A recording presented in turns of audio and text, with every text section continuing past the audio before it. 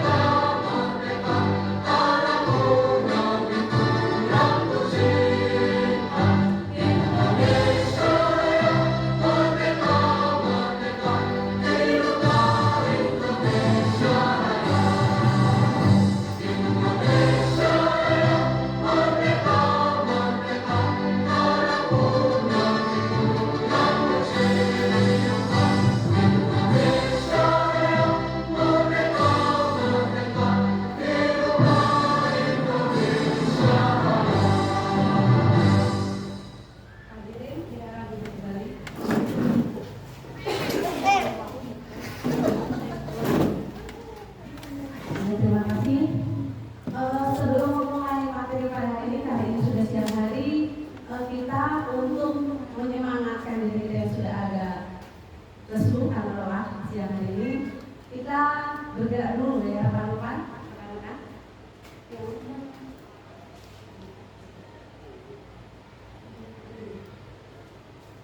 Ya, rekan-rekan, saya harap minta tolong sekali lagi untuk berdiri sejenak.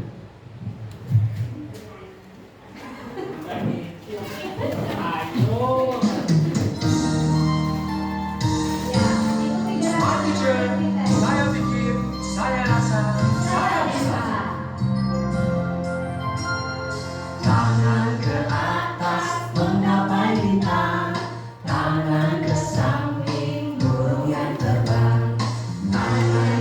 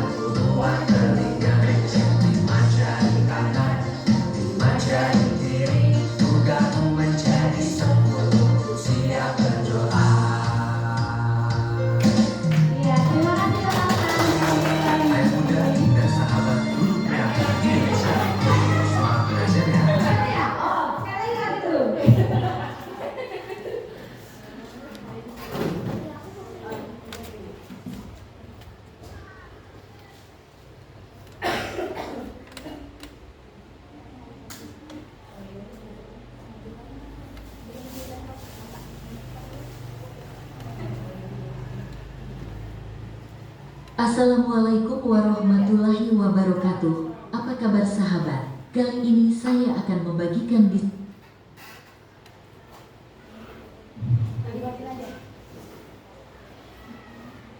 Pada hari ini saya akan membagikan atau diseminasi budaya positif yang baiknya kita terapkan di sekolah kita.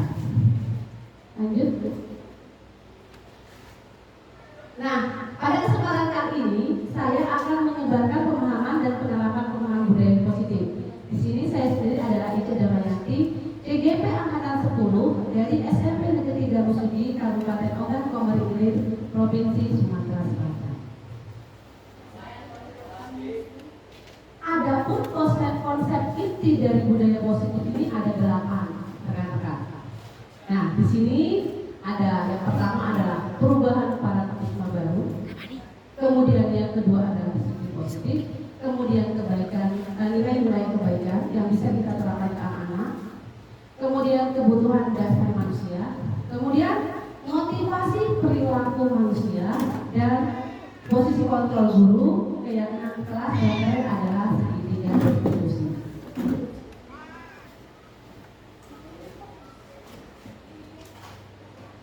Nah, ini adalah paradigma pembelajaran dengan paradigma baru. Kalau dulu kita berpikir bahwa belajar itu apa sih pembelajaran?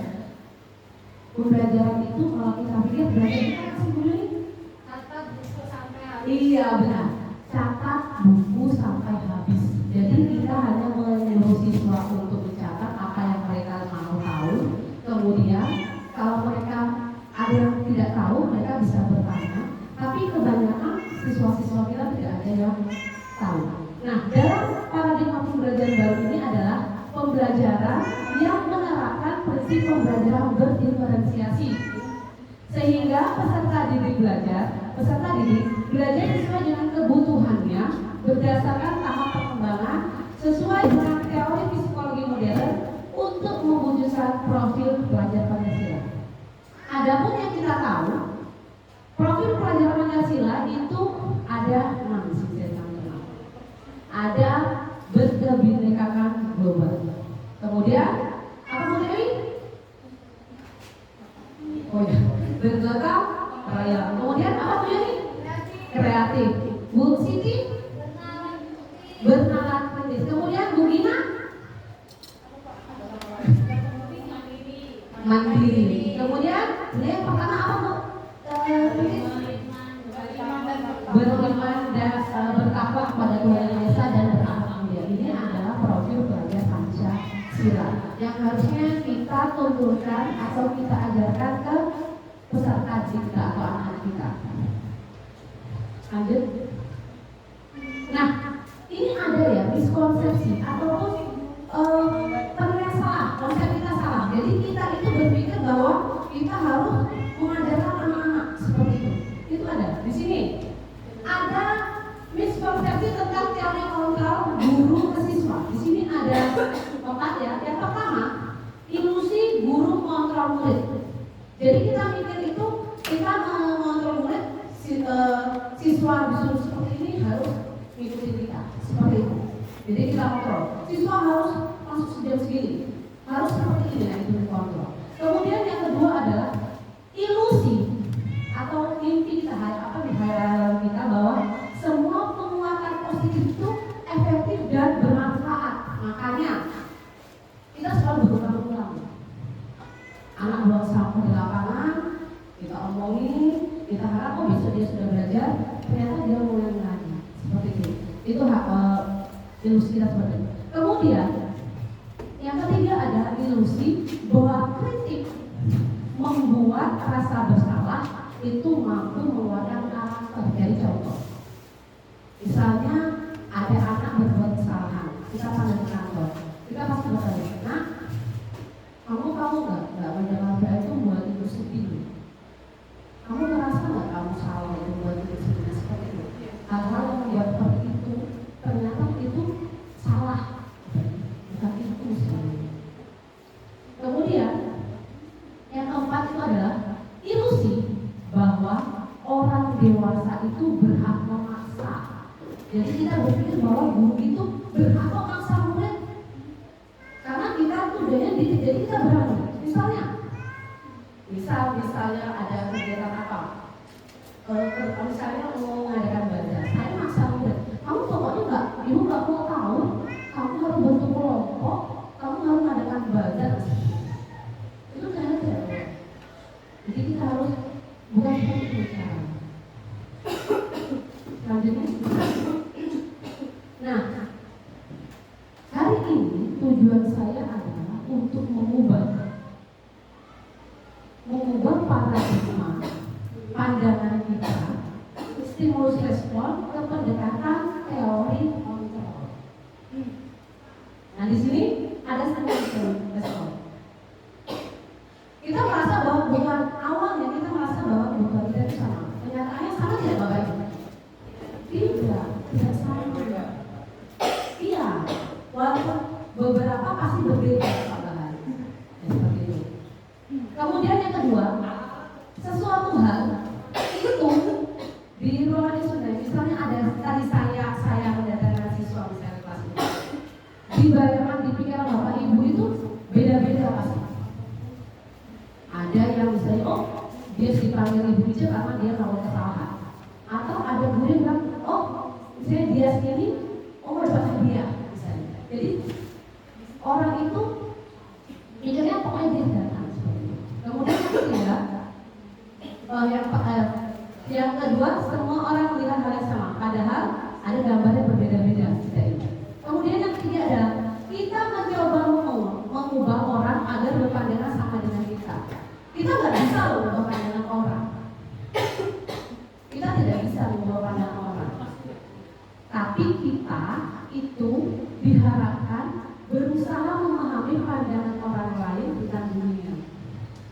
Satu masalah kita itu tidak bisa kita ngurus orang, kita harus mulai dan tidak bisa. Kita harus tahu kenapa pendapatnya tidak berbeda, kenapa pendapatnya Ibu Eka berbeda, kenapa pandangannya Pak Bahar berbeda. Seperti kita harus paham, karena latar belakang kita berbeda, ataupun kepentingan kita berbeda.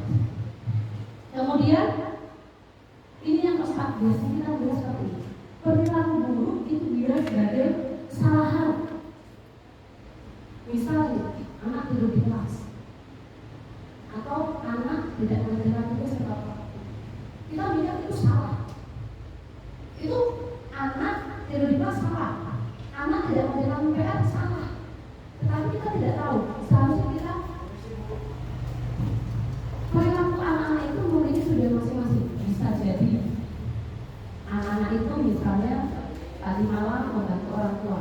Kalau beberapa tahun lalu saya pernah menemukan bahwa ada siswa yang dia itu kerjanya muat sawit. Jadi dia selalu malam muat.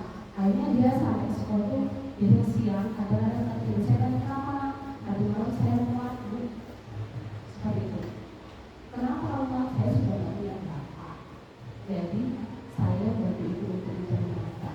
Seperti itu. Jadi kita tidak bisa langsung menjaga anak tidur, anak bangun dan sebagainya. Itu adalah hal yang sama. Kemudian stimulus respon selanjutnya adalah orang lain bisa mengontrol saya. Itu tidak benar. Seharusnya teori kontrolnya adalah hanya kita yang bisa mengontrolnya. Seperti itu. Selanjutnya.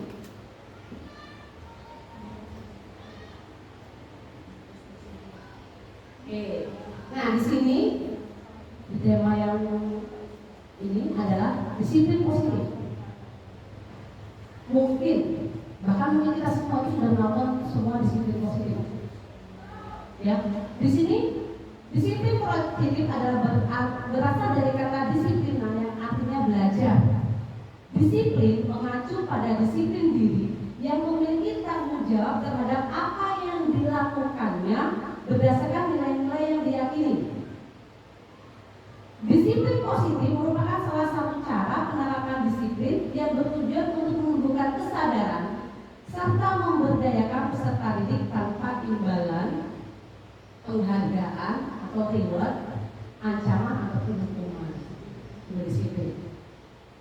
Sebagai peserta didik, tujuan kita adalah menciptakan peserta didik yang memiliki disiplin diri, sehingga mereka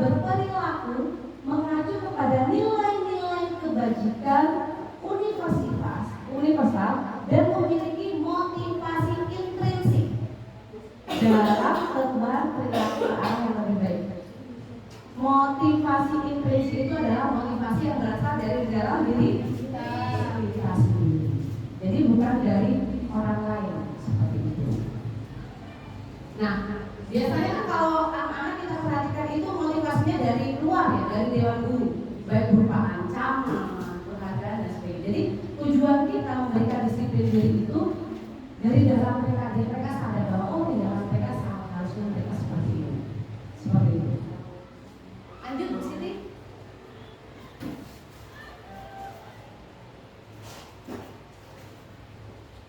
Nah, ini adalah nilai-nilai kebajikan, nilai yang disepakati bersama, terlepas dari perbedaan suku, bangsa, perbedaan agama, perbedaan bahasa, maupun latar belakang. Ini adalah nilai-nilai kebajikan.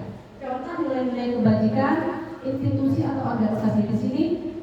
Yang pertama adalah profil pelajar Pancasila. Nilai kebajikan kita adalah beriman dan bertakwa kepada Tuhan Yang Maha Esa dan berakhlak mulia. Yang kedua adalah berkebinekaan global, terus gotong royong, mandiri, kreatif dan bernalar kerja sekutu. Kebajikan profil pelajar Pancasila. Sedangkan untuk life skill, keterampilan hidup itu dapat dipercaya, lurus hati, pendengar yang aktif, tidak merendahkan orang lain, berbuat baik yang terbaik dari dalam diri. Sedangkan berdasarkan Ibu Primarias Program PYP itu toleransi, rasa hormat, integritas, mandiri, menghargai, antusias, empati, keingintahuan, kreativitas, kerjasama, percaya diri dan komitmen. Lanjut.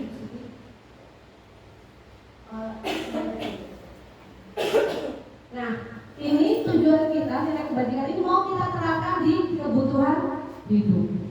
Coba, rekan-rekan, ada yang tahu apa itu dengan kebutuhan hidup? Kebutuhan dasar manusia? Atau anak-anak? Ya silakan, kemudian kita melihat. Segala sesuatu yang kita lakukan untuk mendapatkan apa Oh, yang kita inginkan. pakai ini Bu, biar kedengaran.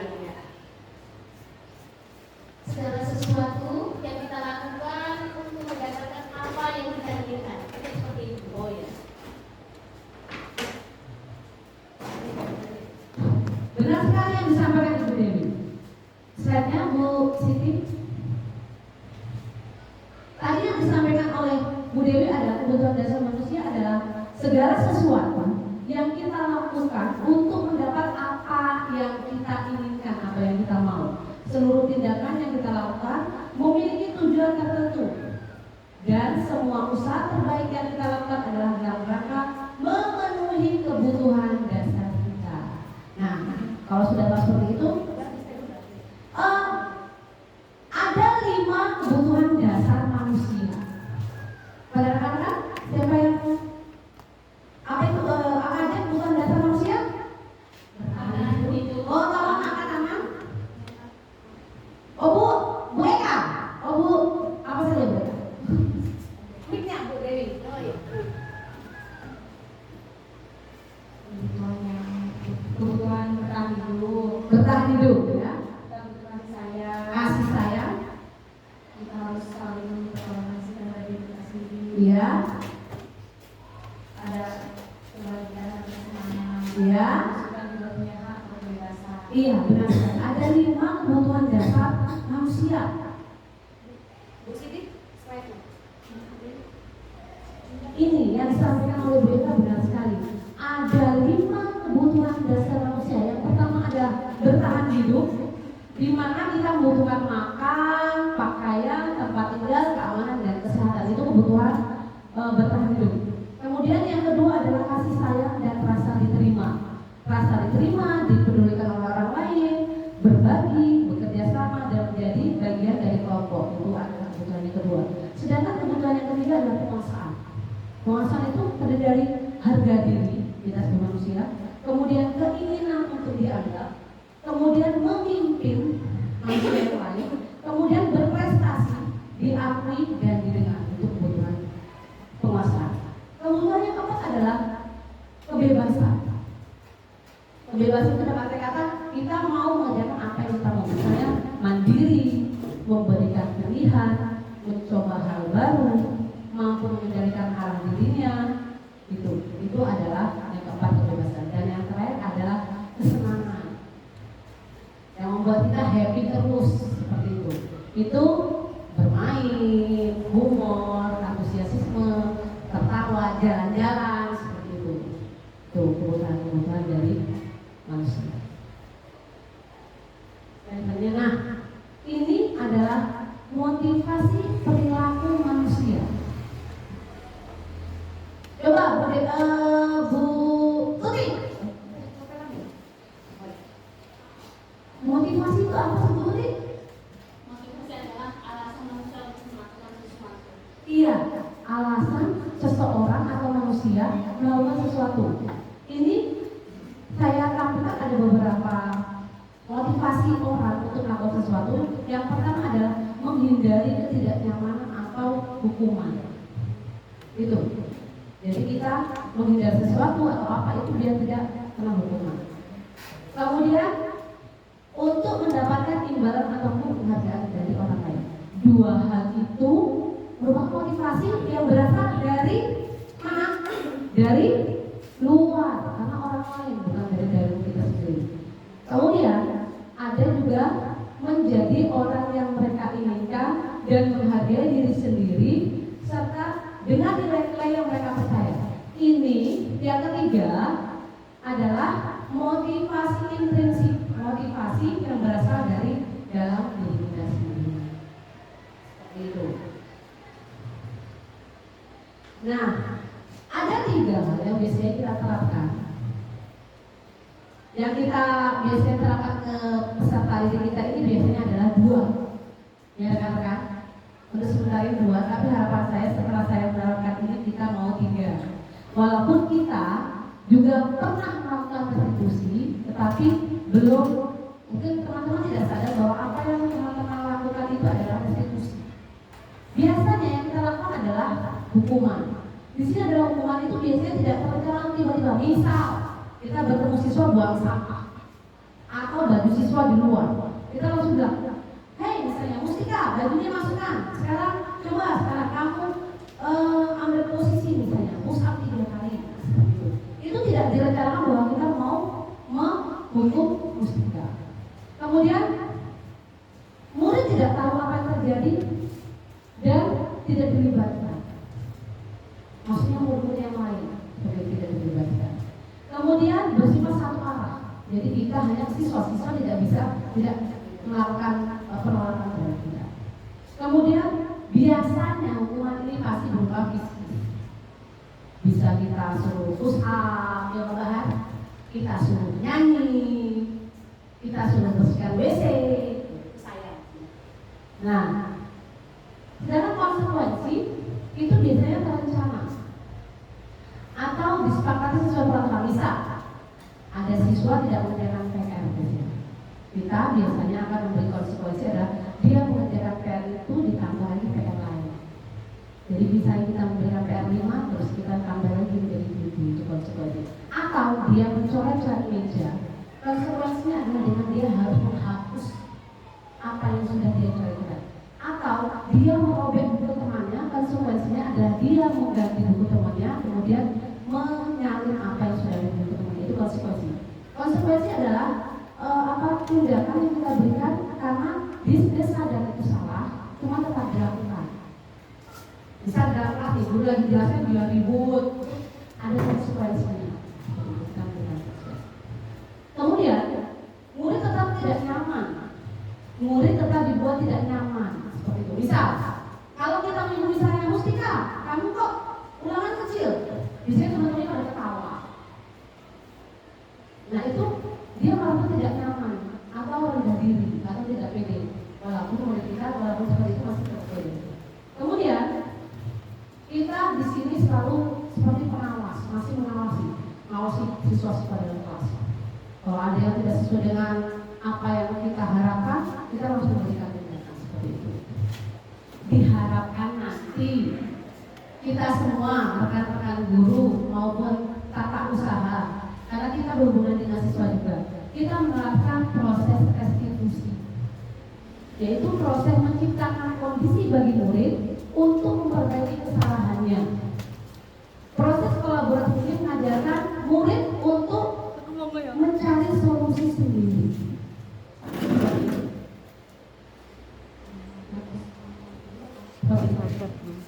Nah, ini contoh penerapan 5 posisi kontrol.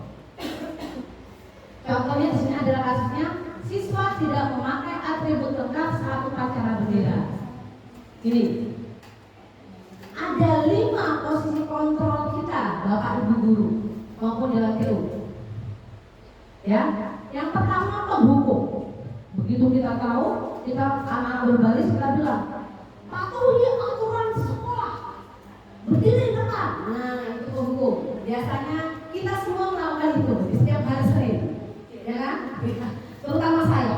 Nah, siapa yang tidak pakai topi? Siapa yang tidak pakai topi? Silakan berbaris ke sebelah kanan semua. Nah, baris korban seperti itu. Itu posisi kontrol sebagai penghukum. Kemudian yang kedua pemantau. Kita lihat itu, ada anak yang salah. Lihat, kita bisa ambil. Kamu sudah melanggar peraturan. Apa peraturannya? Tidak membuang sampah sembarangan. Apa konsekuensinya? Saya buang sampah bu, kotak sampah. Kemudian sebagai teman, kontrol kita sebagai teman. Jadi kita menempatkan diri kita sebagai teman-teman dari siswa. Jadi kita duduk berdua, ngobrol, kemudian ayolah nak yang tertib, yang buang sampah sembarangan. Nanti kalau semua pada buang sampah sembarangan, siapa yang buang sampahmu seperti itu. Kemudian buat guru-guru bangga dengan kamu sudah bisa tertib, seperti itu kan. Tapi kali ini nggak apa-apa, ibu guru maafkan, tapi besok lagi. Seperti itu memposisikan diri kita sebagai teman. Kalau saya perhatikan di sini banyak sekali, terutama Pak Bahar, menempatkan diri sebagai teman untuk menyelami alasan-alasan seperti itu. Ya Pak Bahar ya, itu juga bagus sekali. Semua tindakan ini sebenarnya benar sebenarnya. Menurut kita, saya juga merasa itu benar waktu itu menurut kita. Kemudian ini adalah tindakan yang akhirnya ini saya lakukan sebenarnya. Penghukum itu awal jadi guru di sini, kemudian mantau, kemudian teman, akhir-akhir ini. Kemudian terakhir ini saya sudah melakukan membuat rasa bersalah. Saya akan bilang, nah, apa loh kamu tadi itu kok kelahi sama teman? Kalau kamu kelahi teman-teman seperti itu, nanti yang susah ibu guru juga. Nanti kalau kamu ditonjok, kamu ditonjok jatuh, ibu juga yang susah. Nah, rumahnya, namanya orang tuanya seperti itu. Jadi kita merasa rasa bersalah. Nah kalau di sini berdasarkan kasus ini, kita pasti tahu berapa kali loh ibu guru harus memberitahu kamu, Budi kecewa loh sama kamu ini, kan kayak gitu. Sering sekali kita melakukan, benar tidak Allah? Benar tidak Ustaz? Iya, nah seperti itu. Sebenarnya 4 ini adalah sesuatu hal yang kalau kita pikir benar sih sebenarnya tujuan kita baik, tetapi ternyata ada lagi hal yang paling baik yang harus kita terapkan. Itu adalah posisi sebagai manajer, di mana kita itu buat siswanya dari kesalahannya, kemudian dia tahu harusnya apa dan solusi untuk dirinya sendiri. Seperti itu. Kalimatnya itu seperti ini. Kamu tahu nak kesalahanmu? Iya bu, saya nggak pakai topi. Seperti itu kan? Kemudian kita tanya, kenapa kamu nggak pakai topi? Kemarin bilang seperti kita tanya. Kemudian kita akan tanya, kira-kira gimana ya cara kamu memperbaiki kesalahan kamu nggak pakai topi? Kira-kira bagaimana ya cara kamu memperbaiki kesalahanmu? Seperti itu. Nanti dia akan menjawab, oh ya bu, nanti pulang sekolah saya mau beli topi.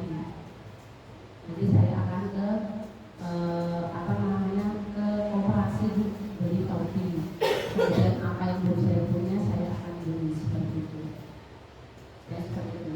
Kemudian sudah itu, nah ini adalah beberapa posisi kontrol.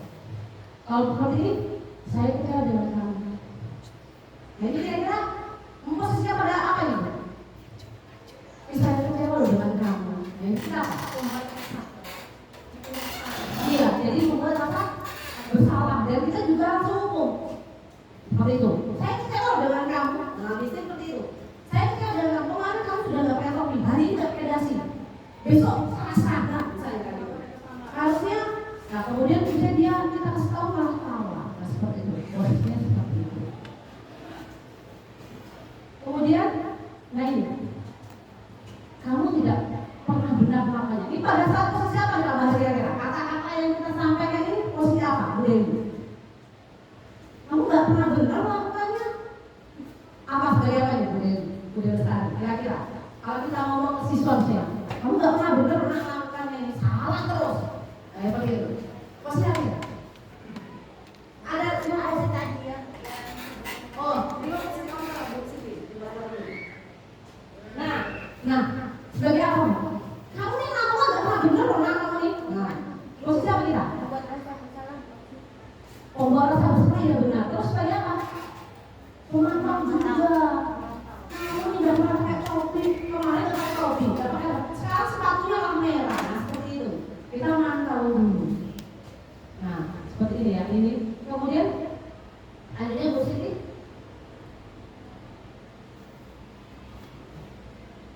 Nah, kalau ini, Bu Gina, sebagai apa nih kira-kira? Iya. Apa rencana untuk menyelesaikan masalah ini? Posisi kontranya ada sebagai jadi dia melakukan kesalahan, terus kita nanyakan alasannya, kemudian kita nyuruh mereka untuk apa sih solusinya biar kesalahan kamu ini tidak terulang lagi.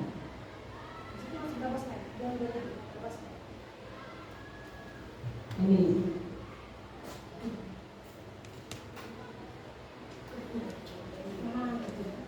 Nah, ini posisi kontrolnya.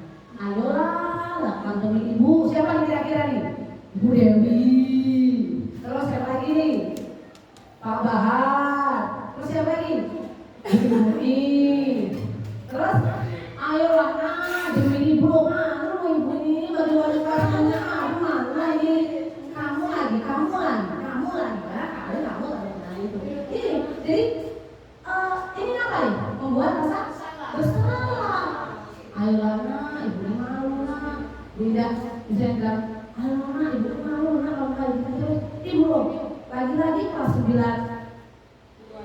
lagi-lagi 92 masuk kelas ini Galang, masuk lagi Aldi.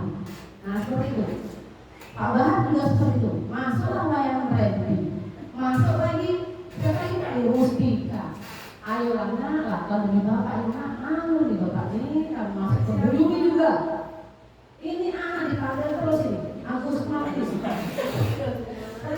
Agus Martin sudah berkali-kali sampai apa yang sudah dilakukan Buyuni masih ada dia. Nah ini yang sering dilakukan terutama biasanya wali kelas. Posisi seperti ini karena sudah bingung apa yang harus dilakukan seperti itu. Ya, tuh.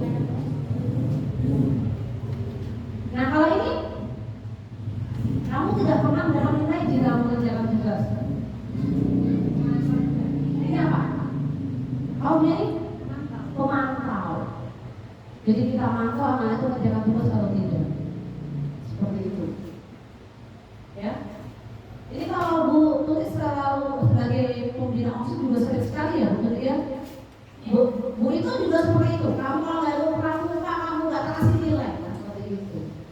Seperti itu. Yang sudah memantau itu adalah orang-orang yang selalu biasanya wali kelas, biasanya pembina OSIS biasanya. Kemudian pembina ekstrakurikuler itu yang selalu berhubungan dengan siswa-siswa. Seperti itu. Selanjutnya, nah ini yang saya mau ajarkan ke rekan-rekan, terutama bapak dan ibu wali kelas.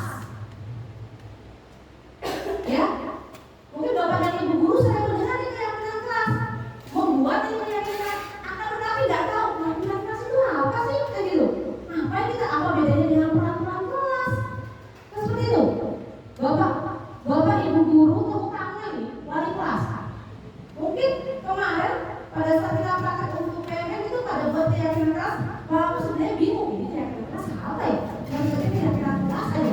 Benar tidak bapak ibu? Saya sendiri juga gitu kemarin bingung. Nah, apa buat keyakinan kelas? Karena udah ada peraturan sekolah ya kita implementasikan ke kelas kelas juga. Kenapa keyakinan kelas? Mengapa bukan peraturan kelas? Itu yang harus kita pikirkan. Kalau peraturan kelas itu adalah tatanan, peraturan, mau tidak mau harus dilakukan. Kemudian berisi banyak sekali paksaan. Dan siswa itu nggak ikut buat ini. Ini yang membuat ada dewan guru dan sekolah seperti itu. Biasanya siswa tidak kita ikutkan buat peraturan karena kita merasa oh itu terbaik buat siswa. Seperti itu. Bu. Nah, ini yang mengapa sih keyakinan kelas nggak peraturan kelas? Ini ada dua. Kita opsi pertama. Mengapa kita memiliki peraturan tentang penggunaan helm saat mengendarai kendaraan roda 2 atau motor? Kalau menurut Bapak Ibu, kita melakukan peraturan ini tujuannya apa? Untuk apa? Keselamatan. Dari hal itu kita jadi oh iya, kita yakin kok kalau kita pakai helm itu kita bakal selamat di jalan. Ya kan? Kita berpikir tidak ada misalnya kita jatuh di posisi. Ada kejadian itu saya pernah lihat di sebuah media sosial. Ada orang itu terjatuh dia pakai helm. Mungkin helmnya bagus saya juga tidak tahu. Jadi dia itu sempat dilindas sama mobil helmnya. Tapi nggak apa-apa. Karena helmnya nggak apa-apa, ini juga nggak apa-apa. Kita bayangkan saja kalau kita naik motor nggak pakai helm, terus kita terjatuh terlindas mobil, nah jadi gugur. Nah jadi dari peraturan ini muncul keyakinan, oh iya benar, kita naik motor harus pakai helm untuk keselamatanku. Nah seperti itu hal yang pertama. Jadi dari peraturan itu, kemudian yang kedua, mengapa kita punya peraturan tentang gunakan masker dan cuci tangan? Hubungannya dengan apa? Kesehatan. Baik yang bawa penyakit maupun orang yang bisa ditulari penyakit. Dari peraturan ini, apalagi waktu saat itu kita pandemi ya, yang kita mewajibkan masker. Ada orang yang protes, nggak bisa bernapas, hirup-hirup dan sebagainya nggak bisa nonton. Orang pada protes.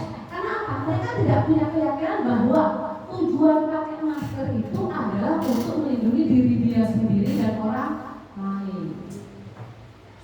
Jadi ini dari dua ini bahwa kita tahu bahwa kita menggunakan helm pada saat mengendarai kendaraan roda 2 itu adalah dengan tujuan keselamatan kita, sedangkan kita menggunakan masker tujuannya adalah untuk kesehatan kita.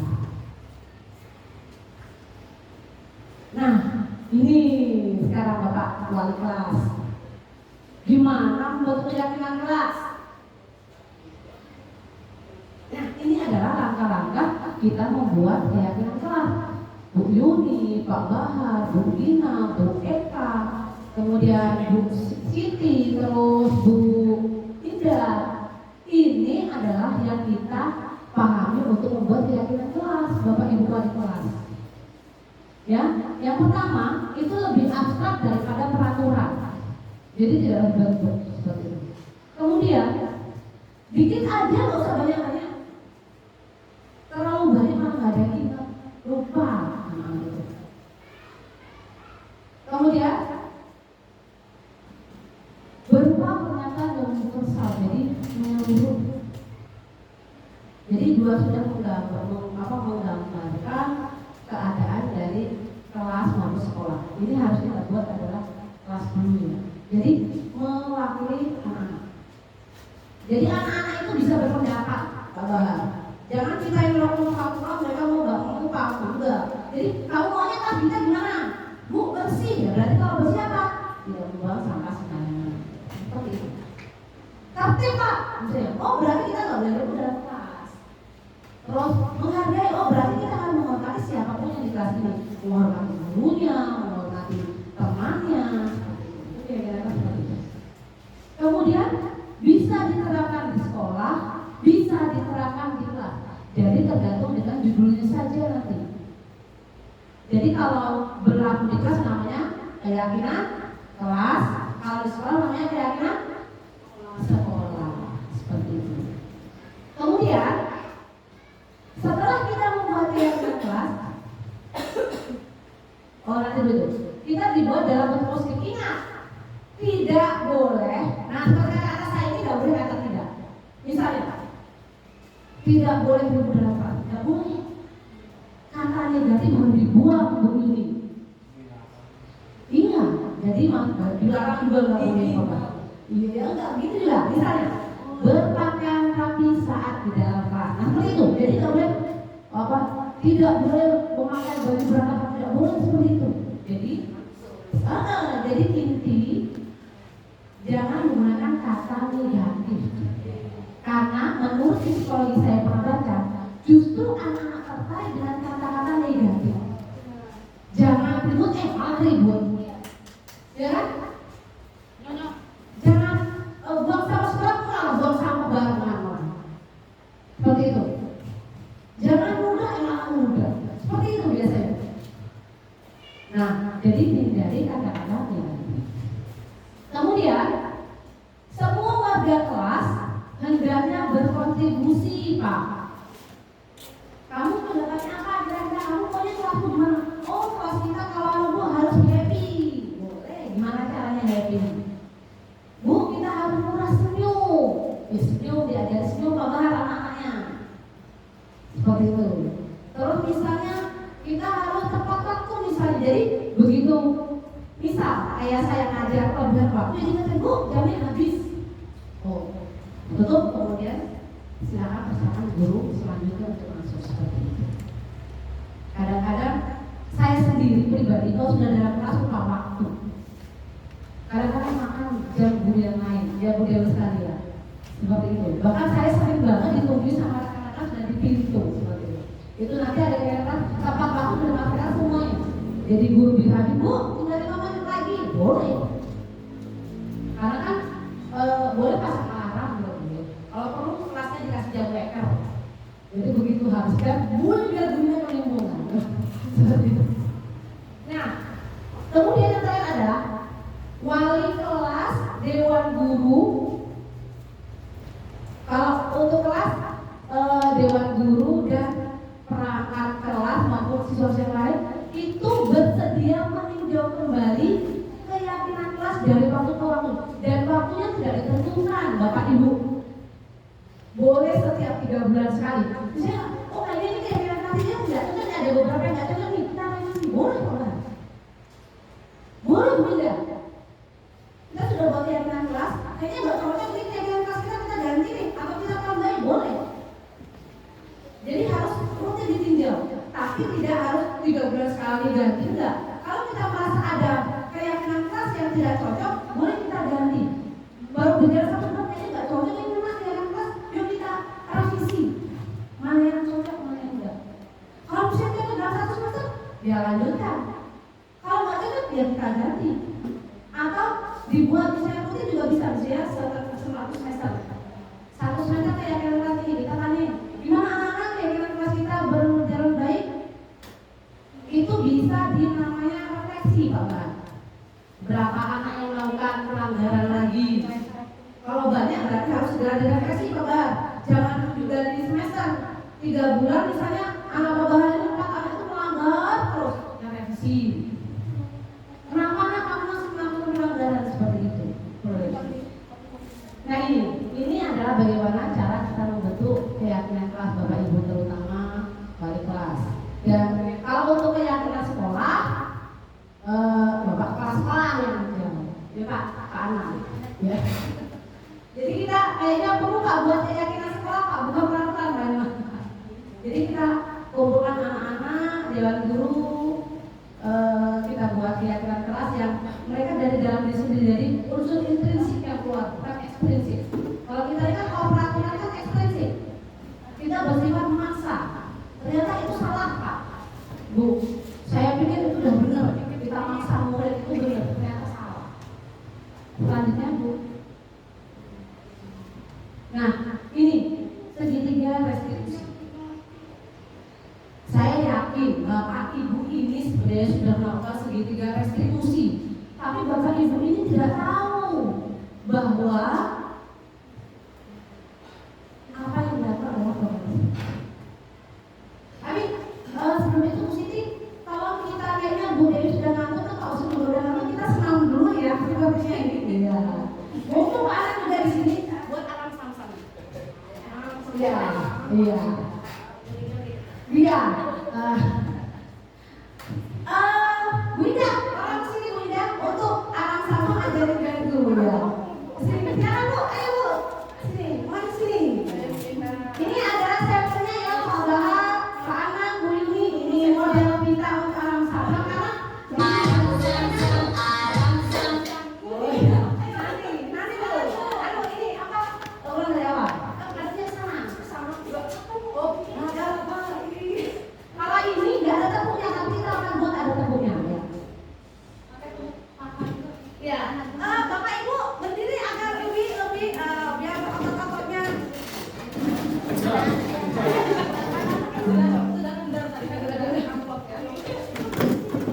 Gimana sini? Arah sama. Iya.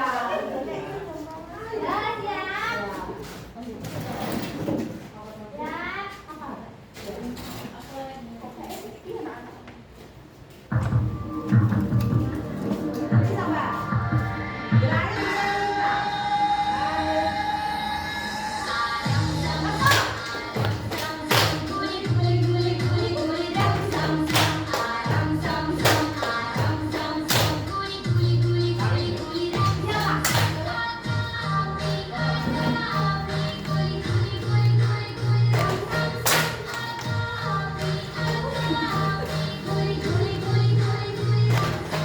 Nah ini teman-teman geraknya sama nih Pak, tapi temponya ikut. Ini cepat.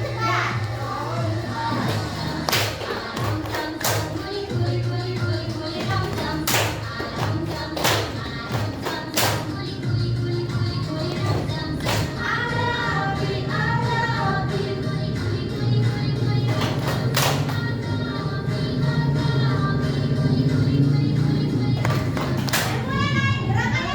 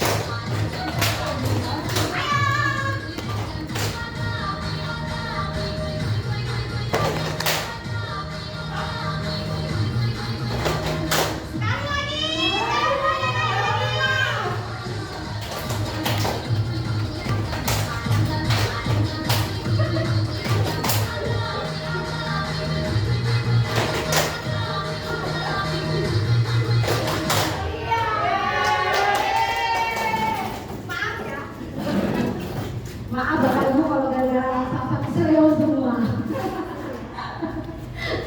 Iya. Ini adalah segitiga reduksi.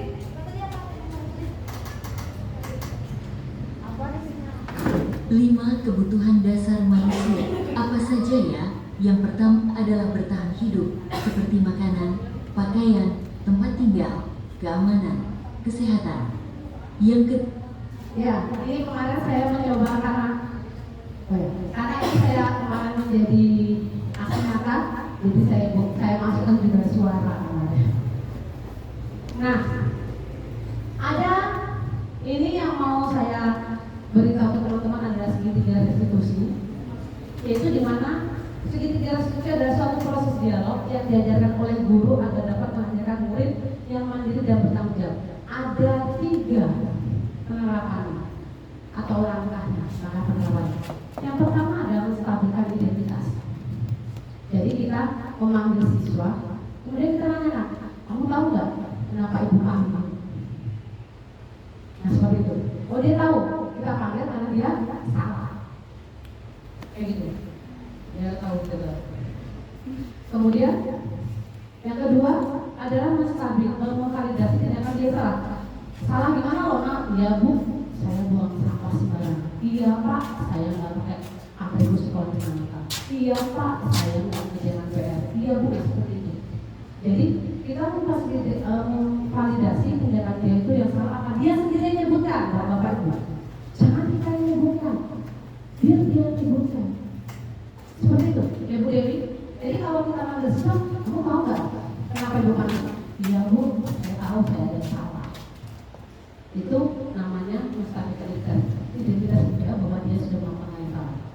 Kemudian yang kedua adalah memvalidasi tindakan yang salah itu apa. Tindakan yang salah itu apa? Seperti tadi, Bapak Ibu sering sekali kan melihat anak itu ada yang tidak sesuai dengan peraturan ya. Kalau besok itu dengan keyakinan tambahan, bukan peraturan lagi mungkin. Nanti kita akan buat peraturan menjadi keyakinan. Kita coba dulu dari kelas. Kalau guru lapor, keyakinan lapor, nanti biasanya kalau lapor itu diikuti keyakinan kelas. Baru setelah teman-teman sudah buat keyakinan kelas, kita rapat lagi buat keyakinan sekolah. Dan yang ketiga adalah menanyakan keyakinan. Nah, seperti itu. Ya.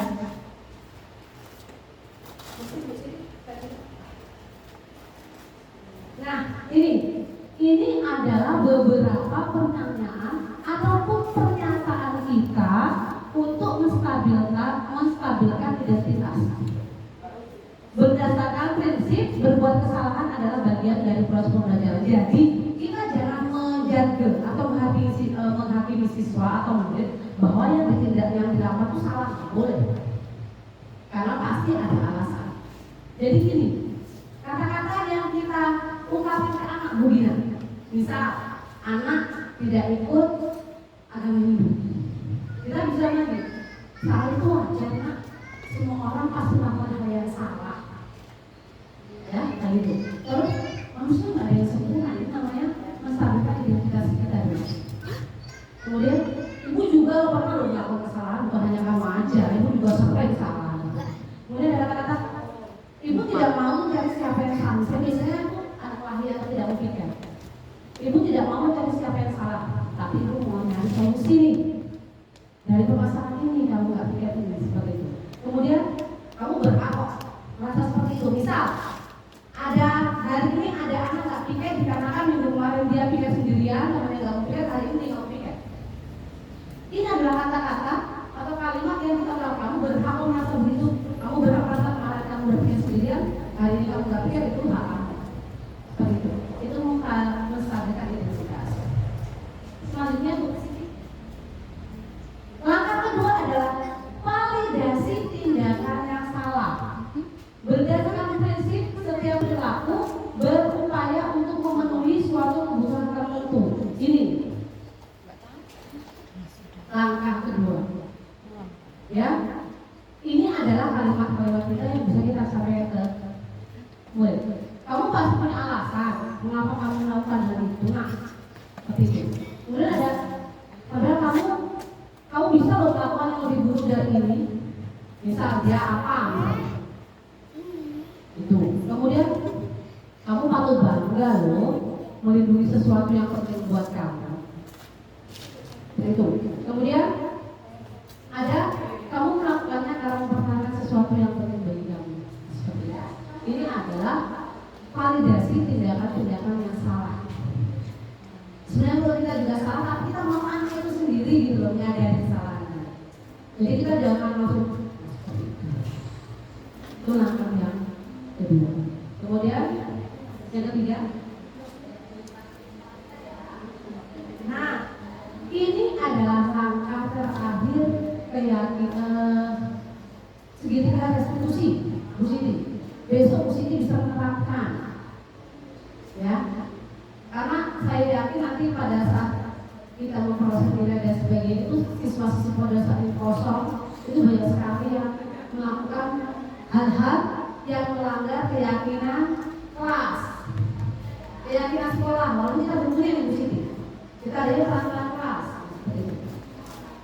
Berdasarkan prinsip teori kontrol bahwa pada dasarnya kita itu termotivasi secara intrinsik, dalam arti kata apa yang kita lakukan, kita yang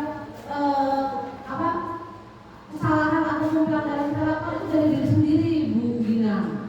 Jadi bukan kita langsung ngomong ke anak, kamu salah loh nak buang sama sembarangan. Kita. Jadi kita biar mereka sendiri yang merasa, oh iya Bu Gina, saya salah nih, buang sampah seperti itu. Apalagi biasanya kadang-kadang ada sadar lagi jalan di depan kita, dia bawa sampah di depan kita, serap, nggak tahu kita di belakang. Kalau kita tanya kamu, nak, kamu lagi apa? Buang sampah. Gitu. Loh, kenapa kamu di sini? Saya nggak tahu kalau ada Bu Siti di belakang saya. Seperti itu malahan keadaan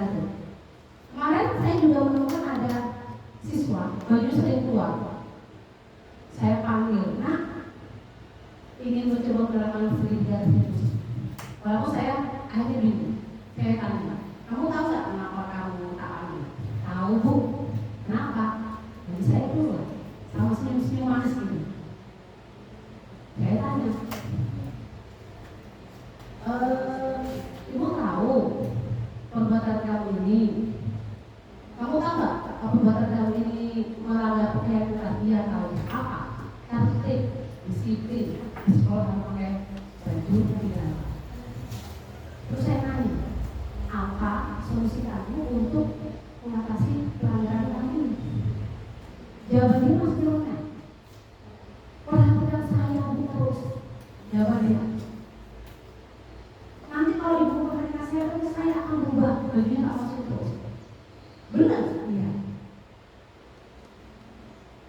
Awalnya saya belum mendapatkan jawaban itu. Apa belum harus saya perhatikan atau saya kalau nanti kolaborasi dengan wali kelasnya.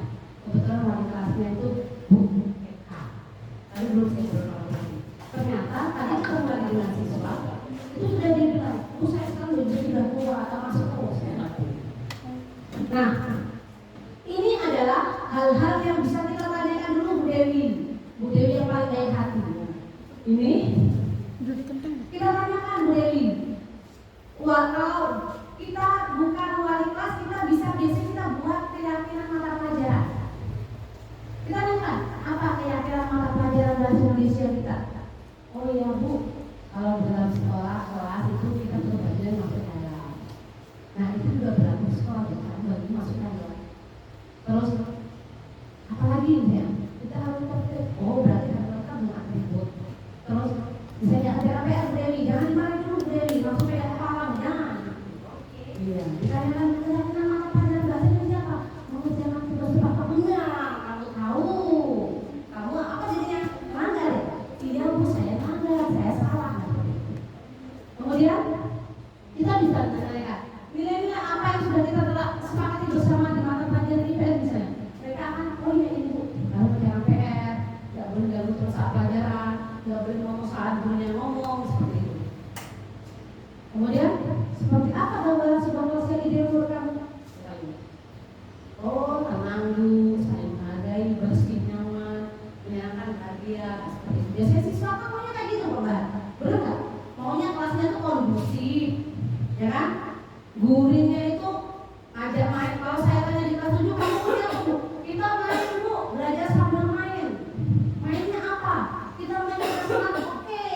Kita ke lapangan, jangan kata saya panas. Dan terakhir sudah ngajak ke lapangan. Itu biasanya kelas 7 itu, ngajak ke lapangan terus itu. Kita main tablet, ovennya mau kita pakai. Ya nggak apa-apa kan, jangan jam terakhir.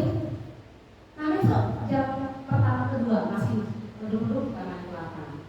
Ya kan? Nah, kemudian kita tanyakan pada siswa yang kita rasa melanggar keyakinan kelas. Kita tanyakan Pak Bahar, kamu tuh besoknya jadi orang seperti apa sih? Seperti itu. Tidak ada kan? Tapi saya pernah mengalami punya siswa Pak Bahar 2 tahun atau 3 tahun yang lalu jadi wali kelas. Saya main sama wali kelas saya. Itu 3 kali saya nanya, akhirnya saya diambil itu gak lagi. Saya tanya, nah kamu besok mau jadi apa? Dia jawab, begal bu. Pertanyaan sama kakak. Oke, saya udah kawal. Oh jadi begal pak? Iya. Oh iya dong. Pertemuan selanjutnya minggu berikutnya saya tanya lagi. Nah, cita-cita menjadi apa? Masih begal bu. Waduh kata saya. Saya bingung mau ngasih jawaban apa ya? Waduh aku jadi begal. Udah. Yang ketiga, pertemuan selanjutnya saya tanya lagi. Karena dia itu anaknya cengengesan aja. Memang suka bantu mesra. Terakhir saya tanya lagi. Pertemuan selanjutnya, kamu jadi apa loh nak? Tetap begal. Nah,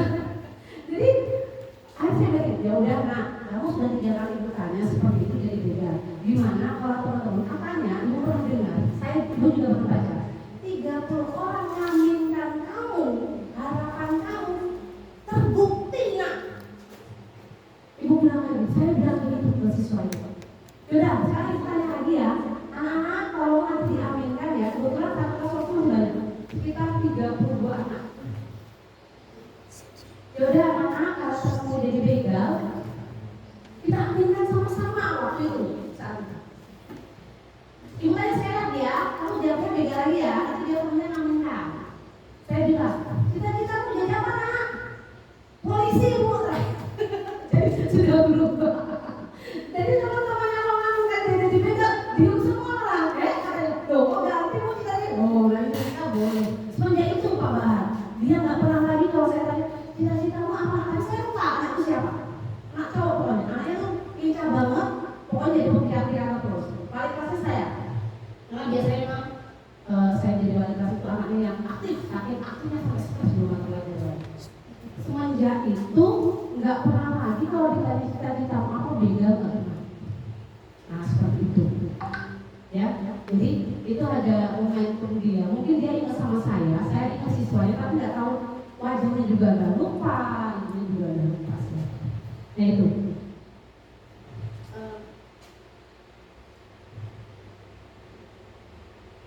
Nah, ini ada dua contoh yang saya lakukan ke anak-anak. Yang pertama adalah contoh saya melakukan restitusi, kemudian ada rekan saya melakukan restitusi. Nah ini video yang pertama. Yang video pertama itu adalah proses restitusi saya melakukan segitiga restitusi ke siswa. Videonya Bu. Nah,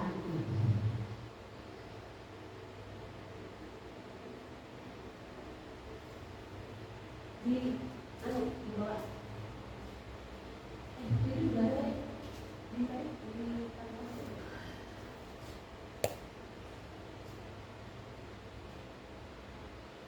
ini Mas tuh.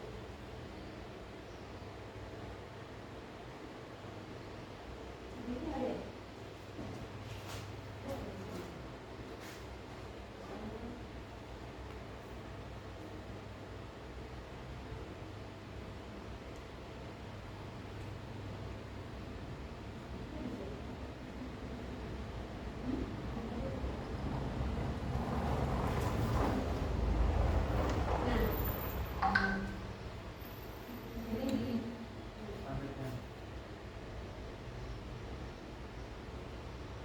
Contoh penerapan 5 posisi kontrol guru. Misalkan terdapat kasus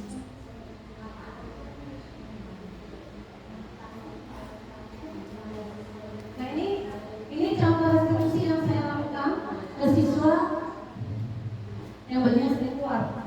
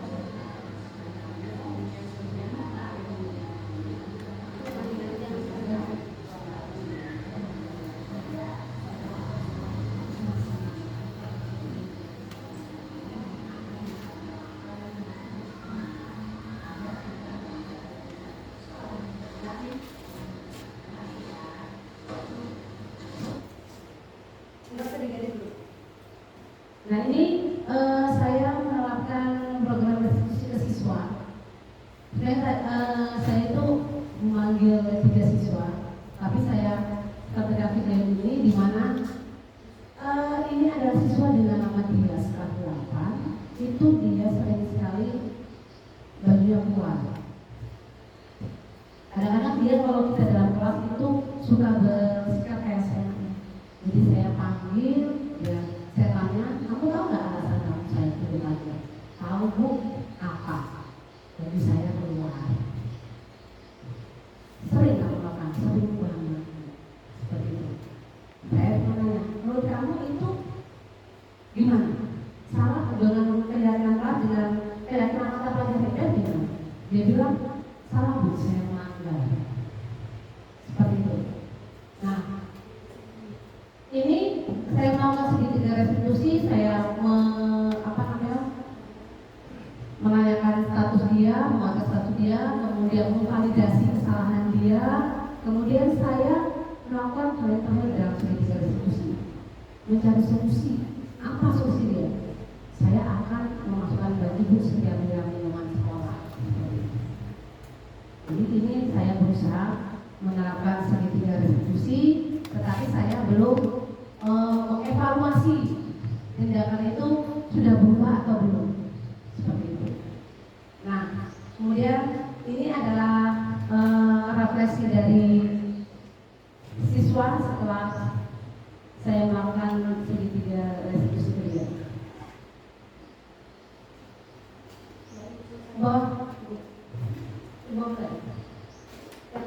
Video dia refleksi refleksi. Nah, ini jelaskan dulu. Ini penilaian dia terhadap segitiga restitusi. Apa yang saya lakukan ke dia? Baiklah teman-teman semua, materi berikutnya, materi saya sangat senang sekali adanya program restitusi dan saya menjadi tahu kesalahan saya dan akan memperbaiki di kemudian hari.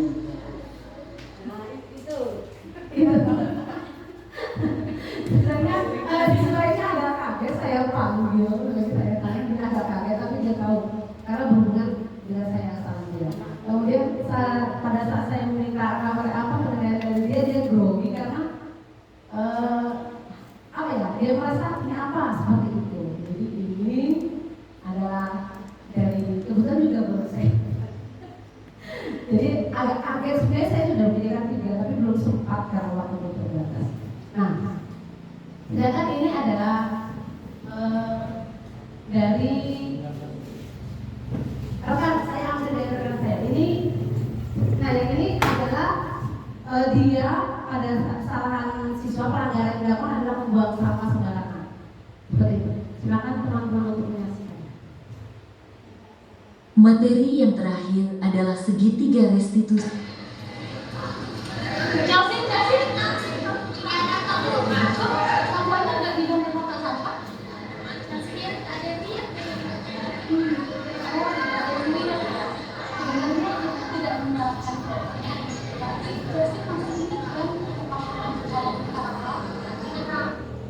Kira-kira keyakinan apa ya Chelsea? Keyakinan kita untuk menjaga kebersihan lingkungan sekolah.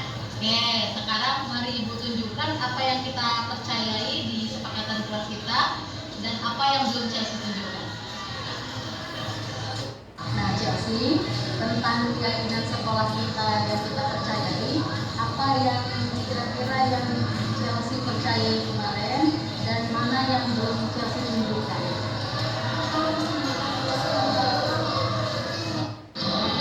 Jadi Chelsea tahu ya nak ya apa yang akan Chelsea lakukan sekarang? Chelsea memanfaatkan ini hasilnya. Baik. Nah sekarang mari kita ingatkan kesepakatan sekolah kita. Sekarang Chelsea buang sampahnya ke kotak sampah lalu kembali ke kelas ya.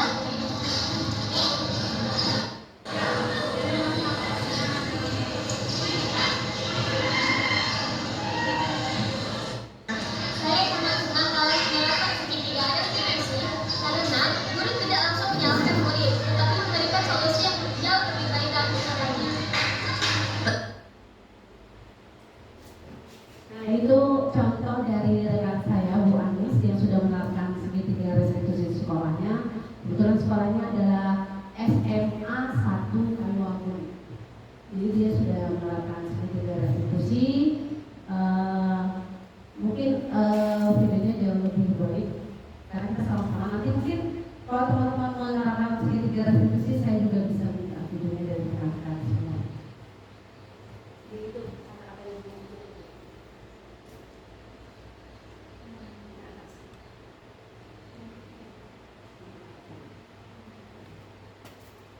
Nah, dari video itu tadi, itu dalam penerapan disiplin positif hendaknya guru memiliki standar kepribadian kemudian profesional, kemudian sosial yang baik antara guru, murid, dan rekan. Kemudian guru mampu merefleksi dirinya dalam posisi kontrol saat ini. Jadi bagaimana perjalanan dirinya sebagai among atau manajer yang menuntun murid-muridnya menjadi insan yang mandiri, merdeka, dan bertanggung jawab. Itu yang ada di Standar Nasional Pendidikan. Ini tadi ya teman-teman sudah menyaksikan videonya kan. Ini budaya positif yaitu yang diterapkan di sekolah saya sendiri SMP dan Negeri SMP sekolah saya, sekolah kita ya, enggak sekolah saya. Sekolah kita SMP dan Negeri Suci dan rekan saya di SMA 1 Kaliwabu. Contoh penerapan 5 posisi kognitif. Misalkan Sebelumnya kepada rekan-rekan ada yang mau ditanyakan? Diskusi kita. Ya.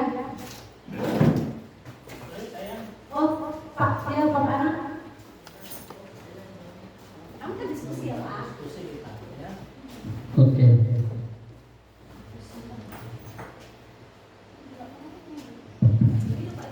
Ya. Terima kasih Bu Ica. Mungkin kemarin ada Bu Yani ya. Topiknya hampir sama-sama budaya atau disiplin positif ya.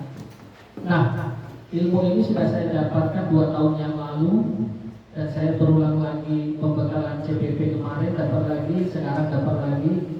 Nah, dapat terus saya itu ilmunya. Cuma memang ini agak sedikit ini ya, untuk kita bagi pemula atau guru-guru mungkin di lingkungan kita dengan kata-kata restitusi itu masih awam kita. Ya. Nah, tadi sudah disampaikan Bu Ica juga bahwasanya restitusi itu kemungkinan besar kita sudah melakukan, namun kita tidak sadar bahwasanya kita sudah melakukan restitusi. Hanya saja ini menurut pendapat saya kita melakukan restitusi tapi mungkin hanya sebagian-bagian saja, tidak lengkap.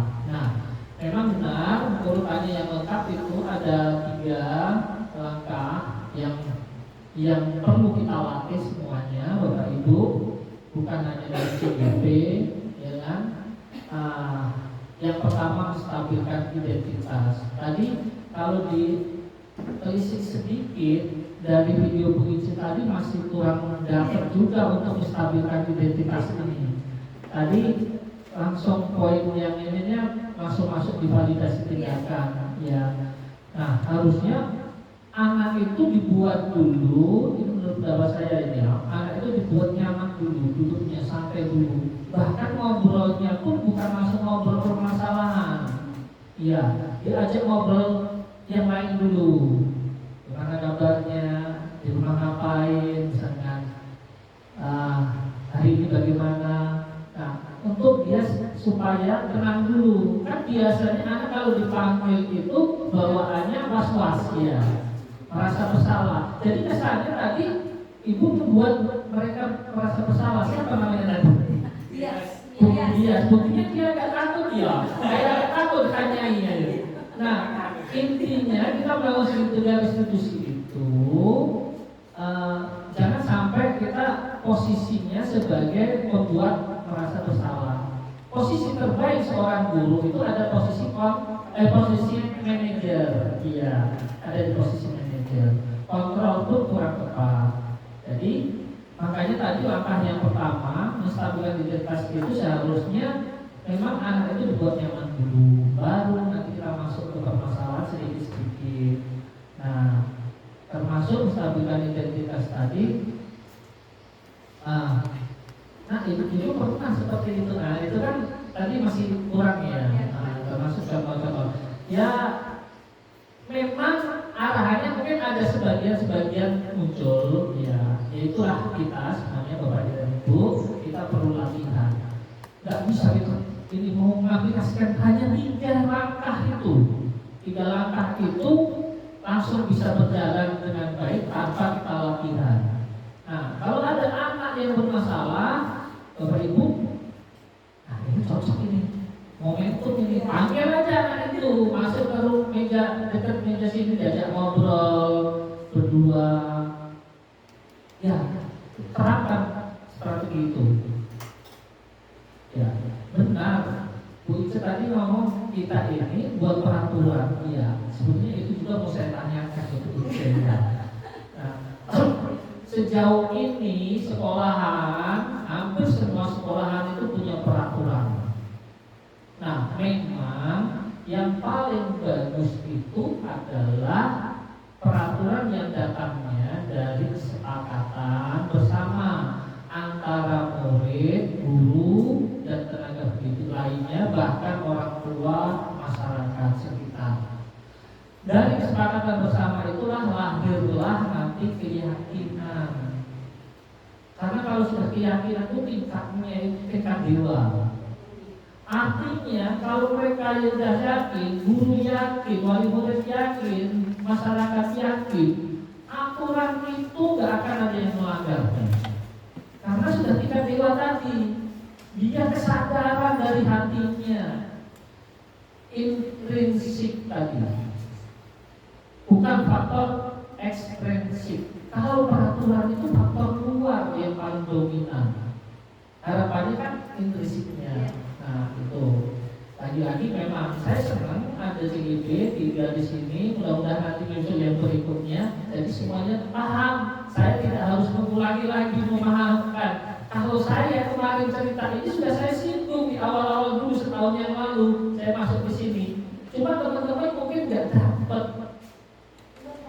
Ya belum dapat. Kalau sekarang diulang 3 kali, Bu Yani ulang, Bu Ica ulangi lagi, nanti Bu Kurnia lagi, mungkin dapat baru. Saya sudah terapkan juga di sini dengan anak-anak SMP 1 sudah harus selesai panggil. Ya, dan ngobrol saya lama, bisa ke 1 jam untuk menggali itu semuanya supaya dapat semuanya. Nah, disitulah peran kita guru. Nah, harapannya apa? Memang dari motivasinya muncul dari dalam tadi. Dia melaksanakannya dengan tidak takut lagi merasa bersalah, tapi memang berdasarkan keyakinan. Terus, oke ya tadi ya. Nah, ini perlu dilatih ini, berarti kan? Ya, ini perlu dilatih. Gak bisa kita cuma sekali.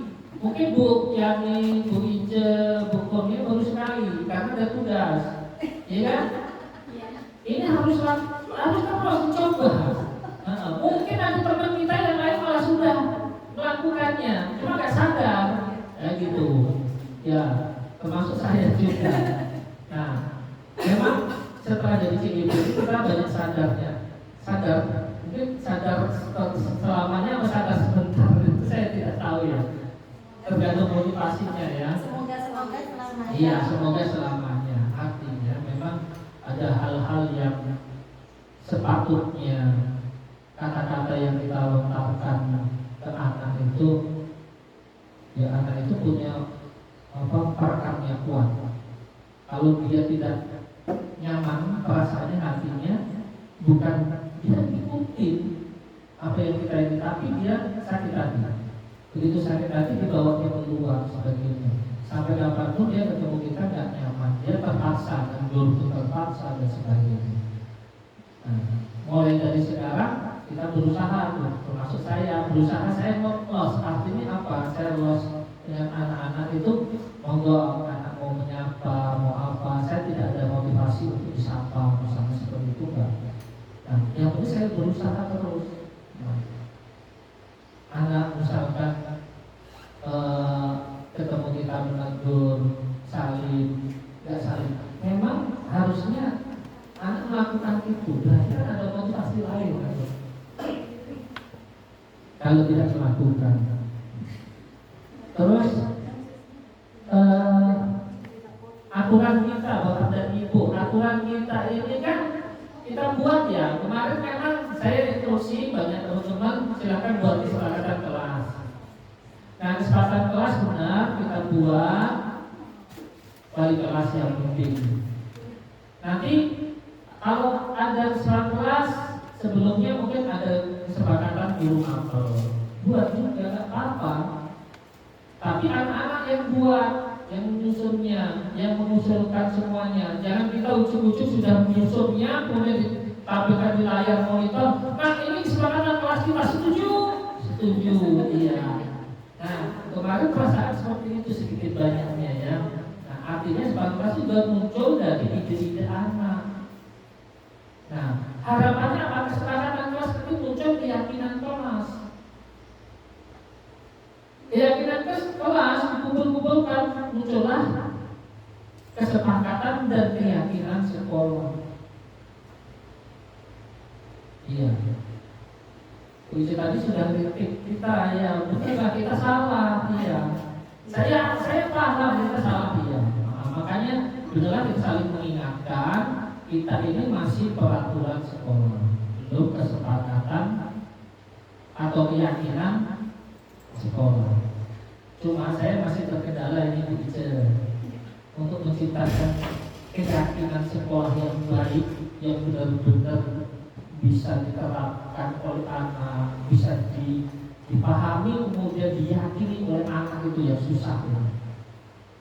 Adakah tip dan triknya gitu bicara? Mungkin punya. Nah, menurut pandangan bicara atau teman-teman yang lain bagaimana? Ini sudah lama saya pikirkan, karena kondisi lingkungan atau budaya latar belakang anak sumber deras ini kali deras mungkin sekitarnya ini kayak gini beragam ya. Mungkin ada tips dan triknya itu. Monggo silakan. Terima kasih. Ya, terima kasih Pak Anang atas pendapatnya. Saya dari beberapa terima kasih sekali dari praktek yang saya lakukan, dan sebenarnya saya sebenarnya sadar praktek yang saya lakukan itu masalah, tapi tadi mengingat waktu yang sangat terbatas dan sebagainya, jadi memang malam pertama malahan yang saya lakukan, saya mau langsung malam kedua seperti itu. Dari pertanyaan Pak Anang soal trik, dari teman-teman sendiri bagaimana kira-kira trik kita apa untuk melakukan atau membuat keyakinan sekolah sampai dengan kelas itu? Ada tidak? Ada teman-teman? Bu Dewi, Bu Tuti, bagaimana? Bu Yuni ya sebagai kita ya. Trik kita. Oh, Bu Yuni. Sebagai bisa sebagai wali kelas, bisa sebagai dewan guru.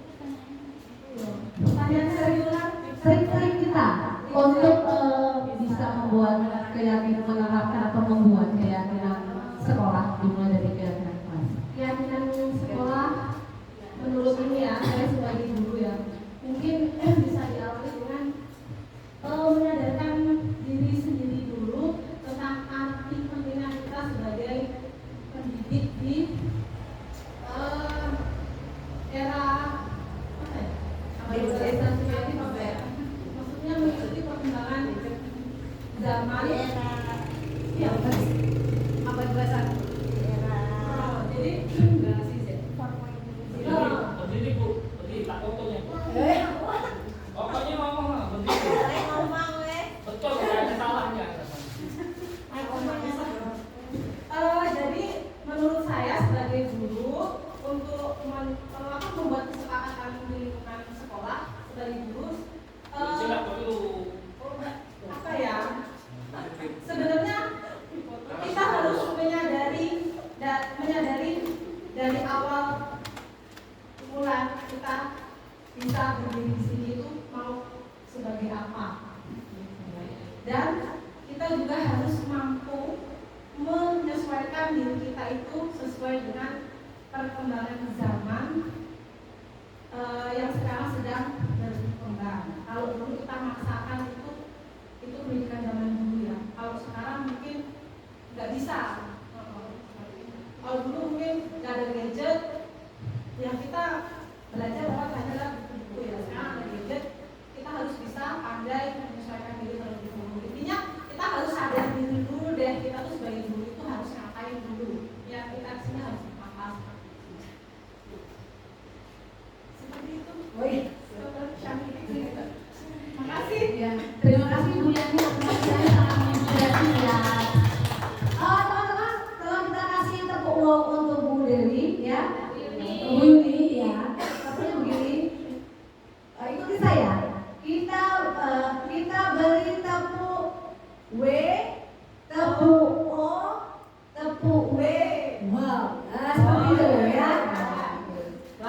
Mari kita beri, nanti saya beri dia W, beri dia O, beri dia W.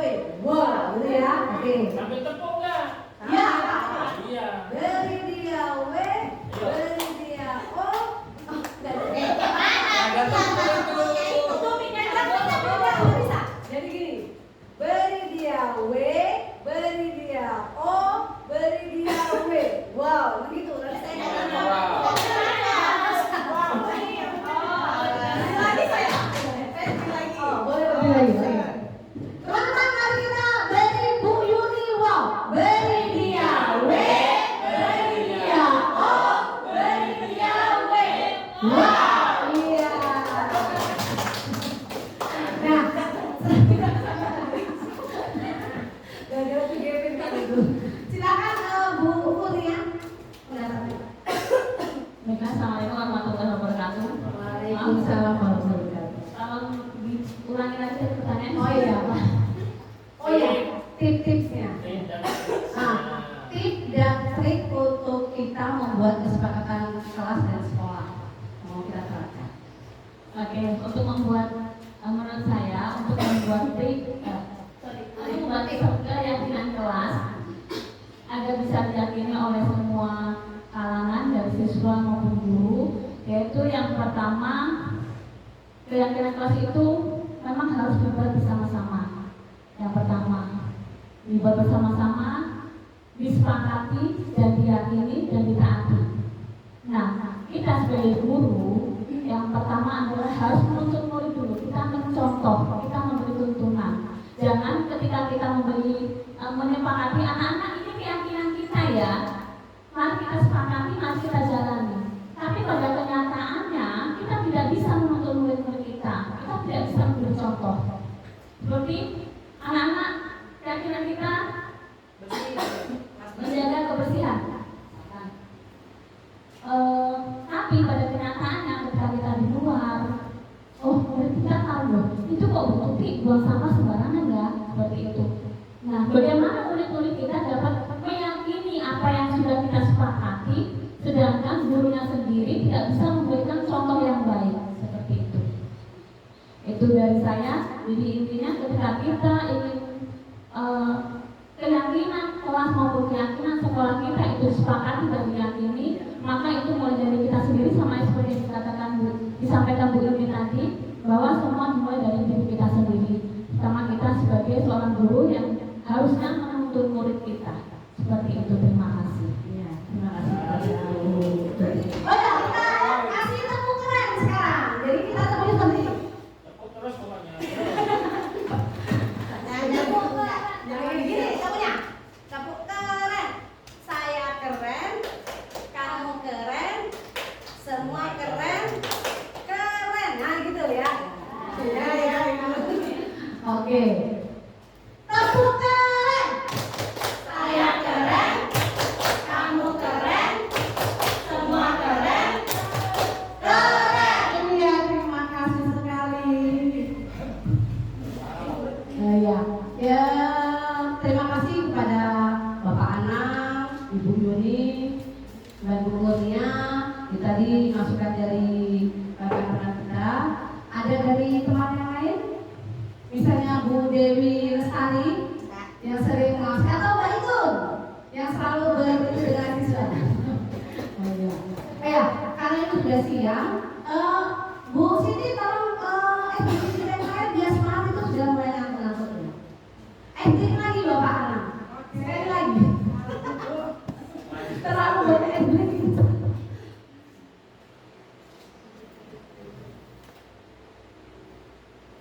Tolong berdiri Bapak Ibu. Nanti suruh masukin kita. Tolong Bapak Ibu berdiri dulu. Pokoknya senang dulu deh. Ayo mulai.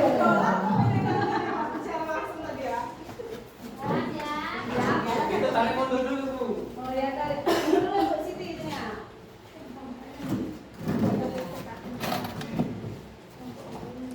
Ikutin gerakannya ini ya. Ini senangnya Bu Dewi ya. Ayo.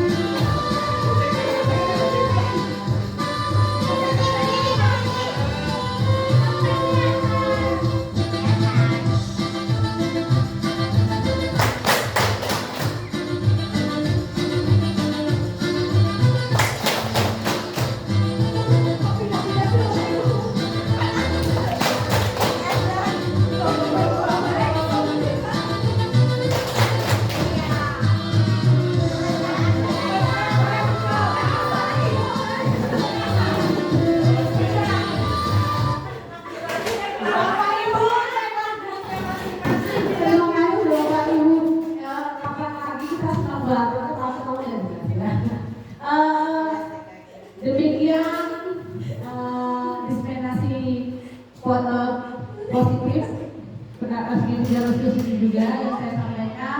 Terima kasih dulu kepada rekan-rekan. Di akhir kata saya ucapkan wassalamualaikum warahmatullahi wabarakatuh.